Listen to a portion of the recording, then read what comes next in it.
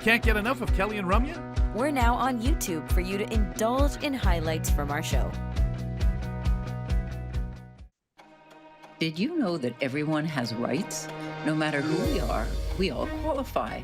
But what happens when freedoms collide?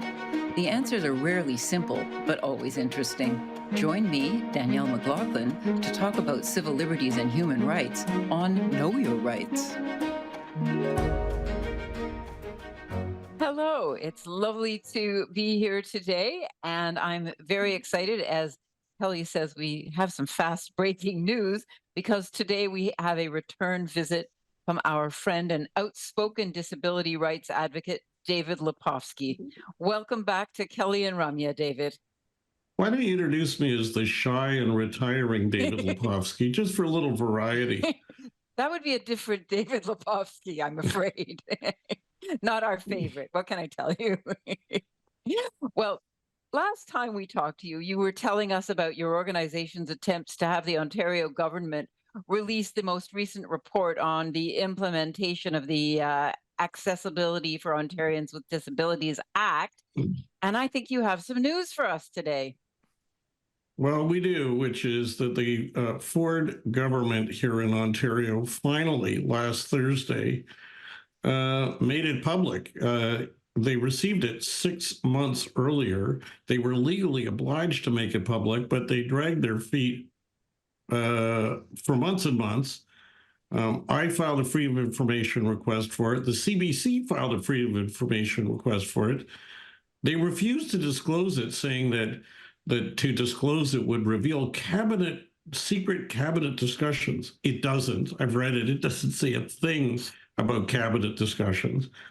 So finally, last Thursday, they made it public, but they made it as public as quietly as they could. There's no news release. There's no public announcement. No one in the government even wrote us to say it's out. The way I found out about it is I got an email from a staffer at the New Democratic Party. We're nonpartisan, so we work with any party. And I got to say on Friday saying, by the way, have you seen this? And I said, no. And it was the NDP who gave it to us. So, Well, so David, far, I suspect we've done more to make it public than the government has. Yes. And you know, when I learned about this, I thought that's really disrespectful, considering what you had gone through, having your Freedom of Information request turned down, you know, and clearly you are an interested party. And then, oh, by the way, we've quietly made this public, which is, you know, we've buried it like we've always wanted to do. Just as a brief aside, can you explain what a Freedom of Information request is and how it's supposed to work? Well, for decades, it's been the law in Ontario and in, I suspect, all other provinces and federally, that the government has to be open and accessible to the public who pay for them, vote for them, and who they're accountable to. And this is one of the ways they do this is by having a law called the Freedom of Information Individual Privacy Act. And it requires the government to make certain kinds of documents public on request. And this is one of them. And we know it has to be public because the Accessibility for Ontarians with Disabilities Act says that when the government receives it, or after they receive it, they have a duty to place it before the legislature. That makes it public.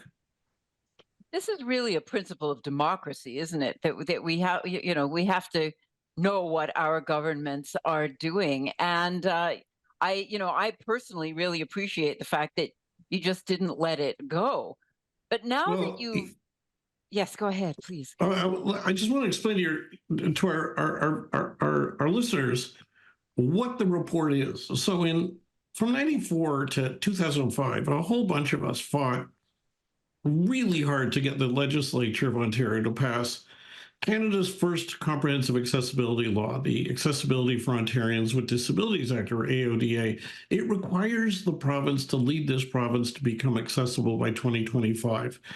It includes a bunch of powers and duties, but we didn't want to just have that passed and worry that the government may just go to sleep and not pay attention. So there are checks and balances built in. One of them is that every 3 or 4 years, there's a timetable, the government has to appoint an independent person to take our temperature. Tell us, how are we doing? Are we making enough progress on accessibility? Are we on schedule? And if not, what more do we have to do? So the report we're talking about is the fourth of these reviews. It was done by a gentleman that the government selected, Rich Donovan. He submitted his final report last June 6th. The legislation says it has to be made public, and we were trying to get it made public. Which seems an obvious thing to do. But now that you have had a chance to read this report, can you give us an idea of your impressions of Rich Donovan's findings? Okay, so it's a mixed bag. There are parts of it that are fantastic and we totally endorse, and there are parts of it that respectfully we don't agree with. But the parts we don't agree with don't undermine the parts we do agree with. And the parts we do agree with are ample to help us make progress. So first, he determines that we are way behind in making this province accessible, that progress under the Disabilities Act is far too slow, and that the government's failed in its implementation of this law, the current government and previous governments. He concluded that there's virtually, there's little enforcement, and that as a result, he concludes, and this is really important, that there is a crisis in the area of accessibility, and that it actually threatens the health and safety of people with disabilities. And he gives examples of why. So we agree with that. And he then says, we need some crisis measures now. And one of them, probably the most important, is he said the Premier of Ontario needs to convene a crisis committee that he, the Premier, would chair. And he wanted this to happen fast, to oversee immediate urgent progress. Now, of course, he talked about a committee to work over 6 months.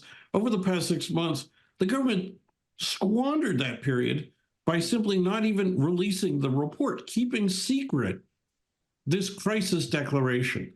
And he made a number of other recommendations that are good, but I just want to sum up, because I don't want to talk too long, by saying there are some in there that we really don't agree with.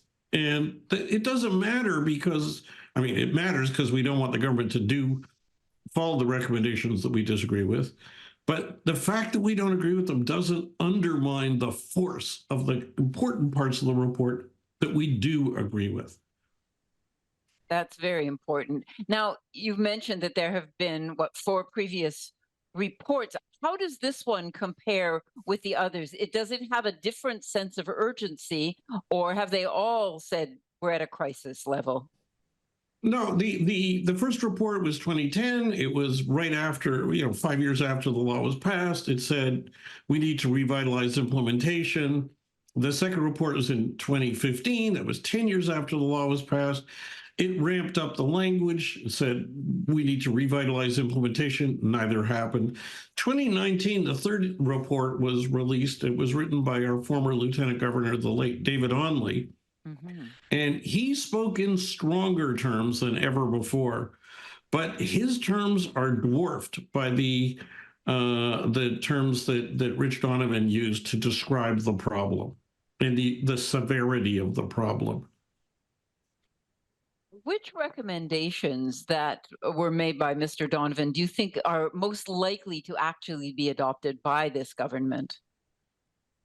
I can't answer that, only because this government has been so non-responsive. I mean, the Premier has declined every request we've made to meet. He refers us back to the Accessibility Minister, Raymond Cho, who doesn't even respond to us when we ask to meet. We haven't met him met him early in his mandate, but it's been at least a couple of years, probably longer. His office doesn't even answer us. So the key decision makers don't even talk to us. And when he gets independent advice from, and this is important, when he gets independent advice, the Premier does, from the person they handpicked to do this review, who says it's a crisis. You got to act now. And the solution is deep six the report for 6 months and conceal from the public the fact that there is this crisis.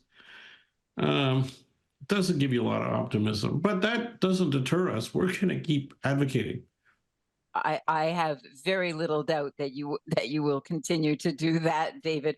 You know, one of the recommendations that I found surprising, and I don't know whether you will find it equally surprising, was the notion that the assistant deputy ministers should have their pay. I don't want to say docked, but altered if they don't actually make the commitment and to make a difference and show that they've done it. Have you ever seen anything like that before?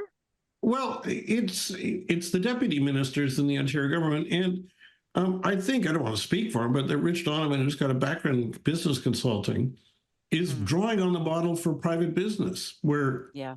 senior executives' performance, their pay is tied to performance. And he's saying, why don't we do this in the public service too? And I think that there is some sense to that. I think that's one of the recommendations we think is a good idea. Wow. Well, I found it surprising myself because I couldn't just off the top of my head recall any other place where government employees' performance would actually affect their pay level. But as you say, it might be worth a try because since things are at a crisis level, and I don't think that's. I mean, even though Donovan may have been the first to say that, did it surprise you to see that in writing, to hear that things have reached a crisis level? Well, no, it didn't. No.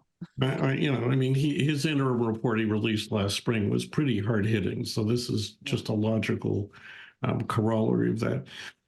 If I could take a minute, I want to just focus on one of his recommendations that we respectfully don't agree with. Yes, thank you. He said that when it comes to the private sector in Ontario, the government's done a poor job of enforcing. We agree. But his solution is that the Ontario government should try somehow to transfer its jurisdiction over regulating accessibility in the private sector to the federal government, and that the Canada Revenue Agency should be the enforcement body. Now, we got a whole lot of reasons we think this is a non-starter. The first is it's not constitutional. The province can't just unilaterally hand jurisdiction over to the federal government, even if they like it. It would require a constitutional amendment. We haven't had a constitutional amendment since Pierre Trudeau patriated the Constitution in like 1982, as far as I remember. Yes. Don't hold your It's been breath. a while. Yeah. The second thing is, I don't think the feds would want to take it on.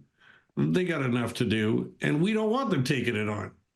The third problem is we have enough trouble right now trying to get the province, for example, to pass an education accessibility standard that they've agreed we need to tear down the barriers in our schools facing students with disabilities. Right now, to get that action, we've got to persuade politicians, in Ontario. If Mr. Donovan's recommendations were adopted, when it comes from the private sector regulation, we'd have to be persuading a majority of politicians from across Canada. Now, why should we have to go lobby, I don't know, MPs in Victoria or Moose Jaw or Calgary, who or St. John's, who I don't think they're too worried about what voters think in Ontario? Like, this would just make it would just make things much harder. Clearly, they have their own problems with accessibility in every other area. I mean, I don't think that there's a single province that is a shining example of what accessibility ought to be like, is there? And the Canada Revenue Agency, which is already overloaded, and I'm sure not looking for any more work, has no demonstrated expertise in accessibility for people with disabilities. And in any event, the federal government's track record under its own accessibility law, the Accessible Canada Act, is not too exciting. That law was passed in 2019. They have not enacted a single mandatory, accessibility standard under that act. Yeah, well, unfortunately, don't hold David, your we breath. have run out of time. I know that there's so much more to be said about this, but I really appreciate your joining us today to talk about what turns out to be breaking news story. Thank you so much today, If David. people want to learn more, go to www.aodaalliance.org. Our analysis is right on our What's New page. Super. Thank you again. Take care. You too. And have a good holiday break. That was our special guest, disability rights advocate David Lepofski, speaking with us today about the newly released independent review of the Accessibility for Ontarians with Disabilities Act, the report from Rich Donovan. And a happy holiday to everybody. I don't think I will be seeing or hearing people live until the new year. Happy holidays and happy new year to one and all. Thanks for watching. You can catch Kelly and Ramya weekdays from 2 to 4 p.m. Eastern on AMI.